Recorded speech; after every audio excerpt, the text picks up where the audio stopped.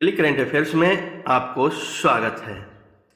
ऋषि सुनक ने किया ओलिवर डाउडेन को यूके के उप प्रधानमंत्री के रूप में नामित। ओलिवर डाउडेन को ब्रिटेन का नया उप प्रधानमंत्री नामित किया गया है। डाउडेन नई नियुक्ति से पहले लैंकेस्टर के डच्ची के चांसलर और कैबिनेट कार्यालय सचिव के रूप में ऋषि सुनक की सरकार में कार्य कर रहे थे।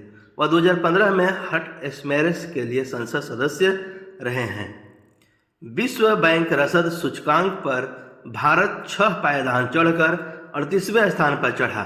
भारत ने विश्व बैंक के लॉजिस्टिक्स परफॉर्मेंस इंडेक्स 2023 में अपनी रैंकिंग में 6 स्थानों का सुधार किया है। 139 देशों के सूचकांक में भारत की रैंक 2018 में 44 से बढ़कर 38 हो गई। 2023 में अंतर्राष्ट्रीय शिपमेंट के लिए भारत की रैंकिंग में उल्लेखनीय सुधार हुआ है, जो 2018 में 44 से बढ़कर 22 हो गया।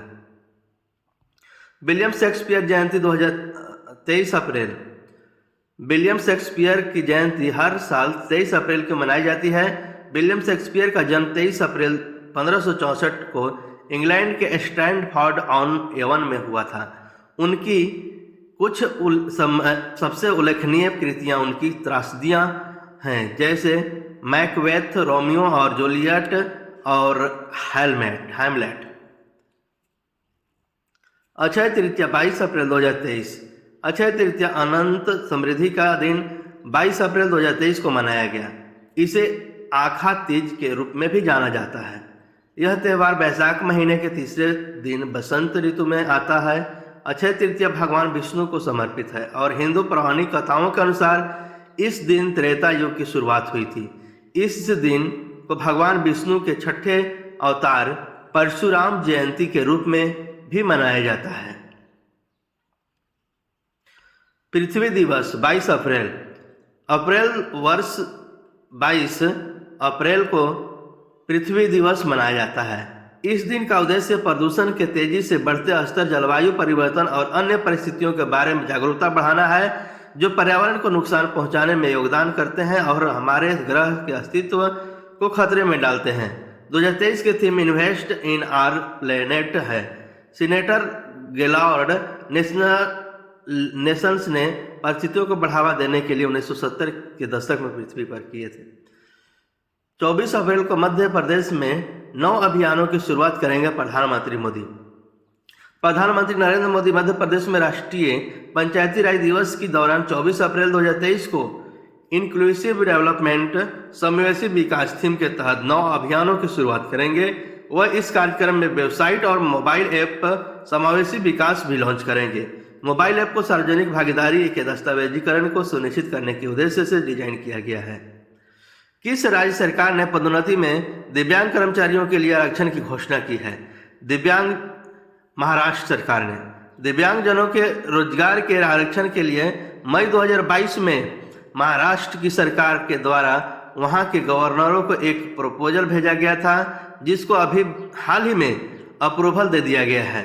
महाराष्ट्र में 11 दिव्यांग कर्मचारियां हैं, जिनको right of personal disability act 2016 के तहत महाराष्ट्र के दिव्यांग कर्मचारियों को पदोन्नति में 4% के आरक्षण का प्रावधान किया गया है। तथ्य है, महाराष्ट्र के नागपुर में दिव्यांग पार्क बनाया गया है।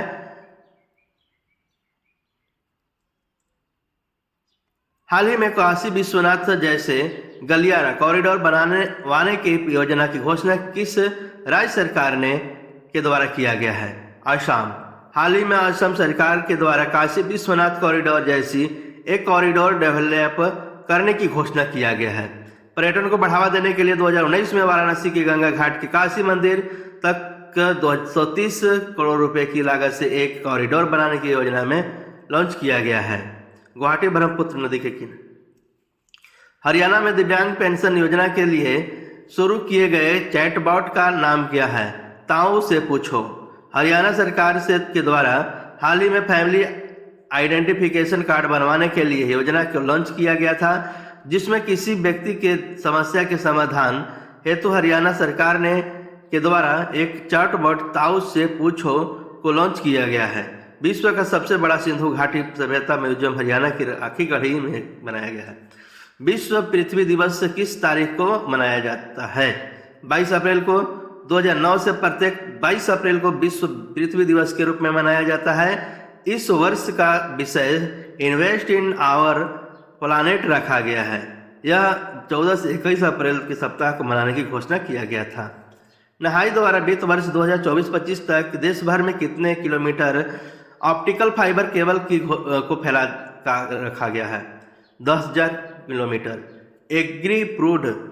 एग्री फूड सिस्टम में महिलाओं को स्थिति पर रिपोर्ट किस संस्था द्वारा प्रकाशित किया गया है?